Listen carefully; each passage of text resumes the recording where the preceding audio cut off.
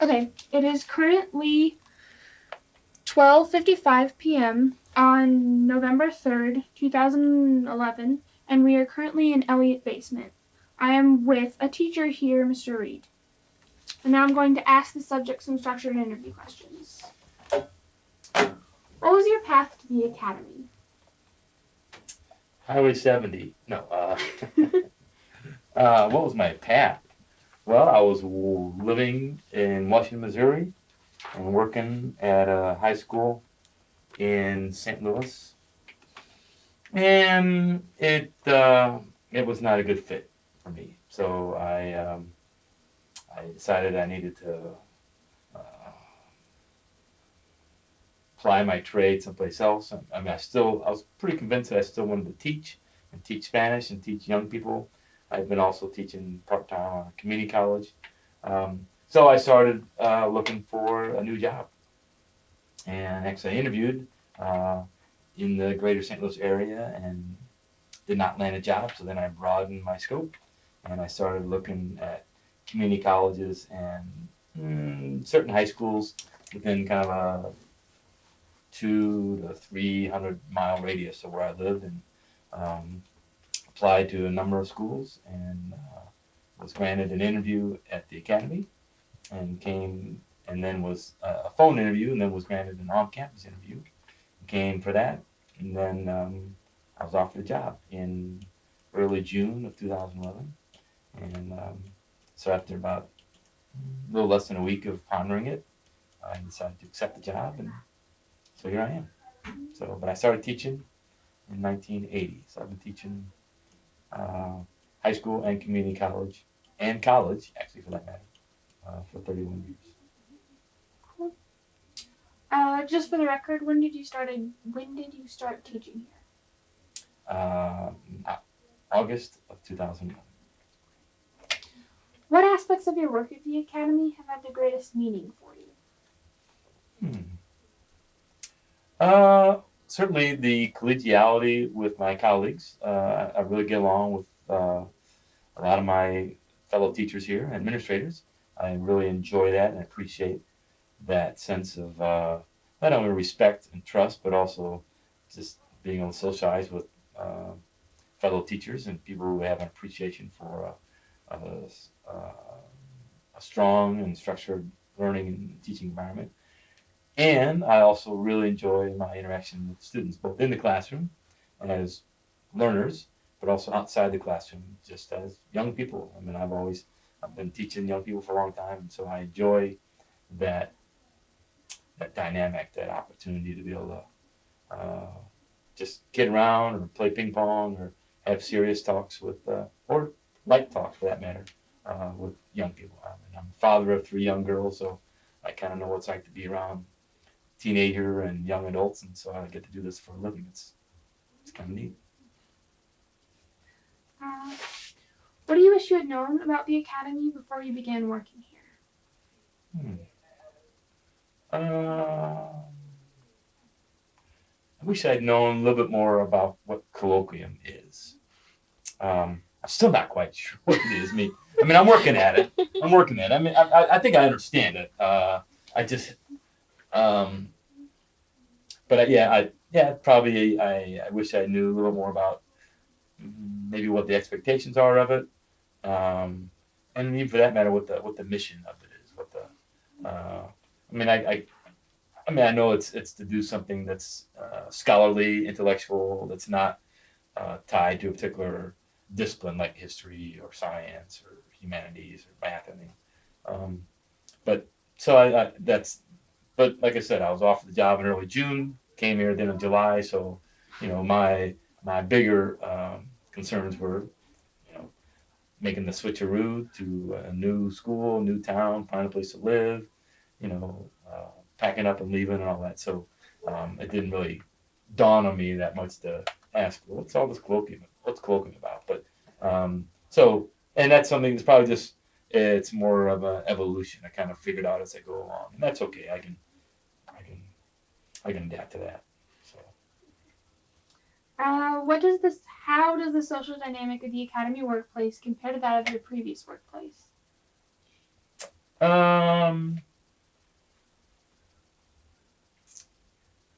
of the students or with my colleagues? With your colleagues. Oh, well, I'd say, uh, well, I probably get to do. I've had more opportunity to just do things like go bike riding with people, or meet. I had dinner at someone's house. My last job, I don't think. Well, I did have dinner at the house of a good friend, a colleague there a couple times, um, but I didn't get a sense. At least I kind of felt like I was the odd guy out. I was at a school where a number of people had been there for a long, long time, and so they kind of had their own little social circles, and I never really felt like I was able to break into those. Not break in, but be a part of them. And so even after 2 years, I kind of felt like I was one of the new guys, even though I'd been teaching longer than a lot of people there. I just hadn't been teaching at that school that long. So the fact that I'm here, even though there's some people who've been here since its beginning, some people have come here in the last half dozen years, and then I've been here this year. I don't feel like there's any hierarchy or seniority. That I've been here from the beginning, or I've been here since the turn of the century, or something like that. So I feel like we're all pretty much on a level playing field, and certainly I get a real strong sense that we respect one another and enjoy each other's company, and that's been a real plus. How do you think having worked at the academy will affect your future? Hmm. Uh, well, I don't think of it so much online so like it'll look good on my resume, but I know some people think that. But for me, it's more that I really appreciate being able to teach and interact with students who genuinely want to learn and have a natural curiosity about stretching themselves intellectually, culturally, and so I think that just for me as a teacher, I've always liked that um, that opportunity as a teacher to be able to help young people um, stretch themselves and really see how much they can do. It's almost kind of like like a coach trying to get someone to see if they can run a little bit faster, jump a little bit higher, shoot more consistently, some of that, or kick more consistently. So we can always improve our skills, and so that if I can be a part of that and maybe help motivate someone to reach a little higher, set the bar a little higher, then that's a real privilege to be able to be part of that. Are there any unique qualities that the academy possesses?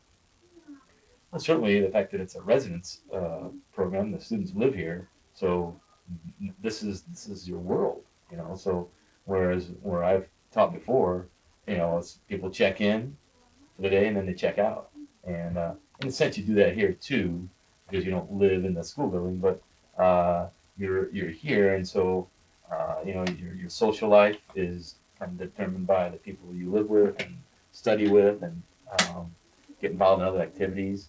And so the fact that you're here, and I mean, I've noticed, with the exception of some people that seem to just catch colds a lot, that the attendance here seems to be really, really good. I think people, and even when they miss a class, they oversleep or they're sick, or they have to go home or something. That the majority of students here, the vast majority, are really responsible about seeing a teacher, getting caught up on their work, and being responsible. And or if they miss a class because of just they overslept or they got tied up something else, then they tend to be still very responsible about that. Um, that the burden of responsibility is on the student, as opposed to trying to dish it off on someone else. So I think that's kind of equality, and also I think students here, by and large, ask really good questions because they generally want to know. It's not like just so I can get the right answer. Well, can I say it this way, or can I express it this way, or how can I say something this? And they'll come up with sometimes questions I don't know quite how to answer yet, and so that's always an interesting but enjoyable challenge to try to answer questions that I never thought of. And this is kind of along the same lines, but what do you notice any characteristics of academy students that you wouldn't at a normal high school?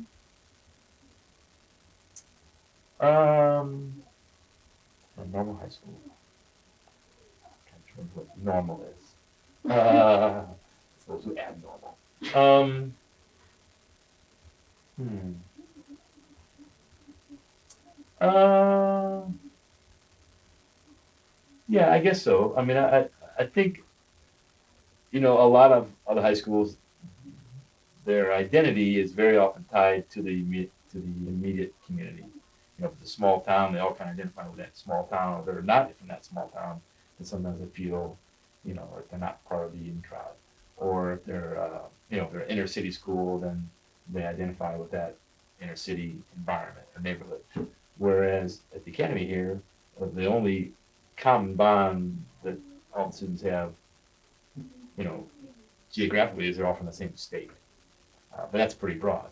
And so, but I don't get a sense of, there's a sense there anything there's a group of, oh, we're Yorktowners, or we're from Edison, or we're from Peru, or we're from Richmond, or something like that. So I don't get that any sense of regionality, or or any kind of one upmanship, like, well, we're really cool because we're from this place. I think so. That it all seems to just kind of fade away, and I think the students generally identify with the fact that they're all here at the academy, and for a variety of reasons, most of them really positive and forward-looking. Rather than I sense that most students are coming to the academy for reasons as opposed to getting away from someplace for a reason. I know there in some cases there's that, but more it's that they're heading toward a goal rather than running away from something that was less than desirable. And that's really um, encouraging to be part of that mentality, that mindset. Um, are there any aspects of the academy that you would have liked to see in the school that you went to, like your high school experience? Oh, yes.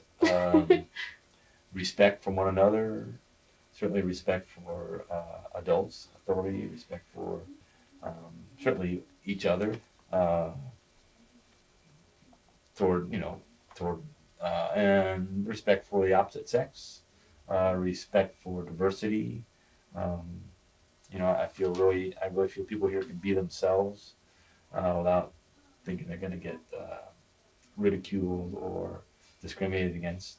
Uh, is it paradise? No.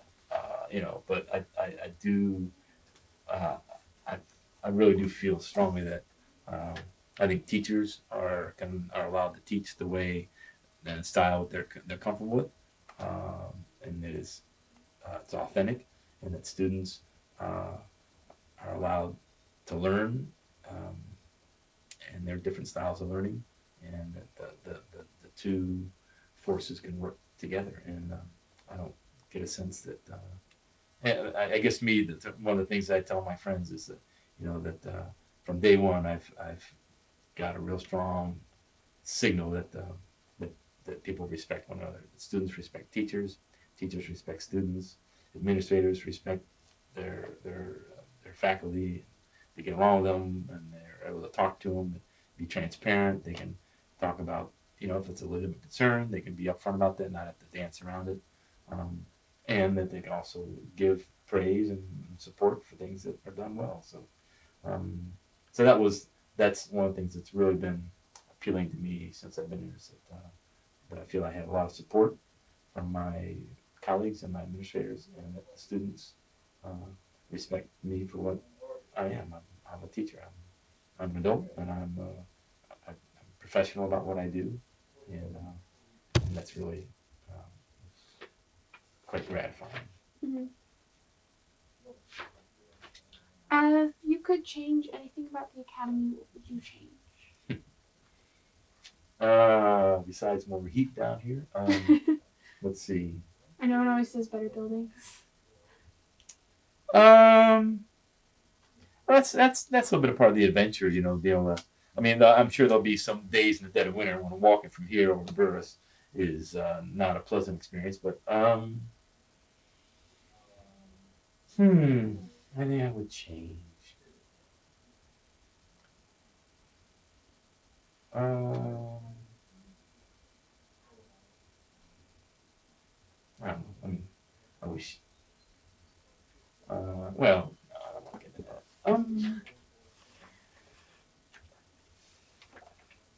I'm not sure. I'm not sure there's anything particular. I mean, I can put my hand on it or finger on it. Um,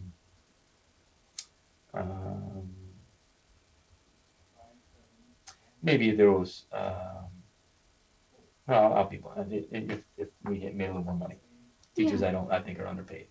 So. Yeah. What is the most eccentric thing that you've seen during your time at the academy?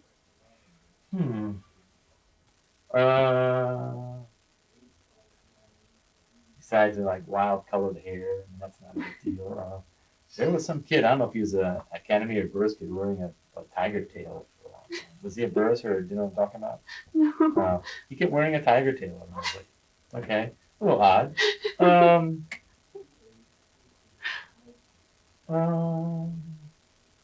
I mean, it's eccentric in the fact that each person is their individual. They are themselves, their own self. Nothing has caught me off guard. Maybe a little like, okay, that's interesting. But it's not something that one of my daughters would do or students in other schools have taught. But I kind of half expected, given the kind of nature of the school, that there were going to be people just expressing themselves in their own individuality. And that's fine.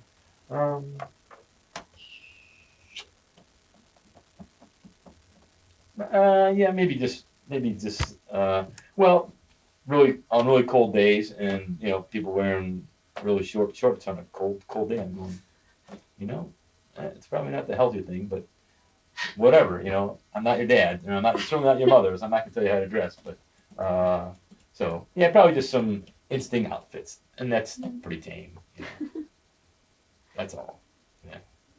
Okay. This concludes our interview at 1:12 p.m. There you go. There you go.